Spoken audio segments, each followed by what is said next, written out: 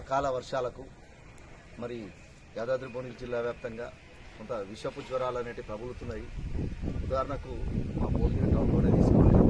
ఈ 32వ వార్డు ఈ ప్రాంతం అంతా ఒక 30 సంవత్సరాల క్రితం తెలుగుదేశం ప్రభుత్వం అప్పుడు పేదలకు ఇచ్చినటువంటి ప్రాంతం ఇది 32వ వార్డు. మరి ఇక్కడ మురికి విషయంలో మాత్రం ఎలాంటి శుభ్రత కూడా మున్సిపల్ సిబ్బంది పాటించడం లేదు. మరి అధికారులు చెప్పినా గత ప్రజాప్రతినిధులు చెప్పినా కానీ వాళ్ళు కూడా నిమగ్నీయకుండా ఉన్నారు. మరి ఈ పరిస్థితి చూస్తే దయచేసి మరి అధికారులు కానీ ప్రభుత్వం కానీ పాలకులు కానీ మీరు దయచేసి మాత్రం ఈ యొక్క విష జ్వరాలు ప్రబలకుండా చిన్న పిల్లలకు విష జ్వరాలు రాకుండా ఈ యొక్క మోరీ నిర్మాణాలను మురికి కాలువ నిర్మాణాలను తిరిగి మనం నిర్మాణం చేపడితే బాగుంటుందని చెప్పేసి కోరుతున్నాం. 35-36 సంవత్సరాల క్రితం మరి తెలుగుదేశం ప్రభుత్వంలో పేదలకు ఇచ్చినటువంటి 32వ వార్డు ప్రాంతం ఇది తారక రామానగర్ ప్రాంతం. ఇది 32వ వార్డు. మరి ఈ పరిస్థితి చూస్తే మీరు చూడండి, ఇదంతా దాదాపు అంటే కనీసం ఒక ఫీట్ కూడా లేదు, ఒక ఫీట్ లోతు కూడా లేదు.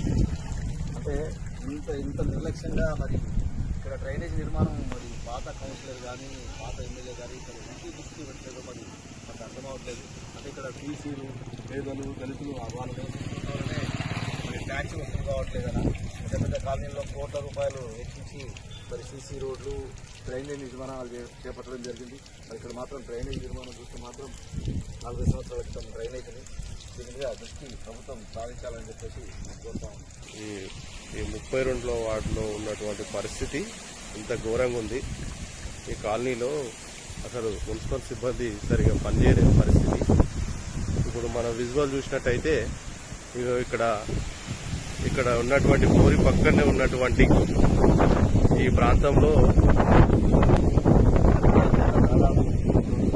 కూలిపోయి మరి ఇక్కడంతా అందరూ ఇక్కడ ప్రజలంతా ఇక్కడ ఎలాంటి చెత్తకుండి ఇలాంటి తప్పాలంటే ఎలాంటి కూడా మున్సిపల్ సిబ్బంది ఏర్పాటు చేయకపోవడం వల్ల ఇక్కడ వేయడం జరిగింది. ఎంత లోపలికి ఇదంతా దాదాపు కొన్ని లారీల చెత్త అయితే మరి ఇక్కడ మున్సిపల్ సిబ్బంది కూడా మరి మున్సిపల్ కమిషనర్ గారు కానీ మరి చైర్మన్ గారు కానీ దయచేసి వచ్చి దీన్ని పరిశీలించి ఈ యొక్క గోడ నిర్మాణాన్ని కానీ మరి వాడను మోరీలో ఆ డ్రైనేజ్ అంతా కూడా పునర్నిర్మాణం చేయాలని 40 సంవత్సరాల క్రితం ఉన్నటువంటి ఆ మోరీని మరి ఎప్పుడైనా కట్టి ఇక్కడ పిల్లలకు ఇక్కడ చిన్న పిల్లలు ఉన్నదంతా మరి వాళ్ళు రోజు కూలి పోయి పనిచేస్తున్న వాళ్ళు మరి పేదలని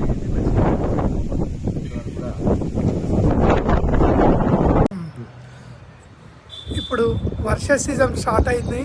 ఈ కొద్ది వర్షానికే డెంగ్యూ వ్యాధులు విపరీతంగా వ్యాపిస్తున్నాయి. ప్రభుత్వం ఏమంటే దానిపై స్పందించాలి. ఇక్కడ జిల్లా కేంద్రం యాదగిరిగుట్టలో ఉన్న అక్కడ వైద్యులు మాత్రం ఉండరు. ప్రైవేట్ రంగ సంస్థలకు తీసుకుపోదామంటే వాళ్ళు టెస్టుల పేరుతో పైసలన్నీ గుంజేస్తారు.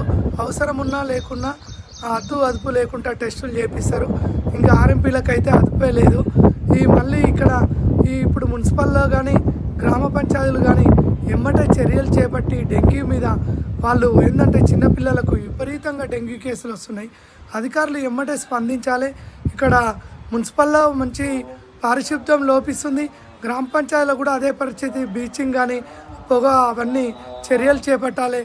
అధికారులు ఎమ్మటే దీని మీద దృష్టి సారించి మన ప్రైవేట్ రంగ సంస్థలు ఏదో ఇప్పుడు గవర్నమెంట్ రంగంలో సేవలు బాగాలేవు, ప్రైవేట్ రంగంలో పోతే విచ్చలవిడిగా డబ్బులు వసూలు చేస్తారు. ఎమ్మటే దీని మీద అధికారులు స్పందించి వాళ్ళపై యాక్షన్ తీసుకోవాలి. ఈ టెస్టుల పేరు మీద అట్టగోలుగా డబ్బులు అవుతున్నాయి. ఇంకా నిరుపేదలు అయిపోతున్నారు. ఈ డెంగ్యూ వ్యాధులతో ప్రజలందరూ ఇబ్బందికరంగా అవుతారని మేము భావిస్తూ బీసీ సంఘం జిల్లా ఉపాధ్యక్షుడు బొజ్జ సాంబేష్.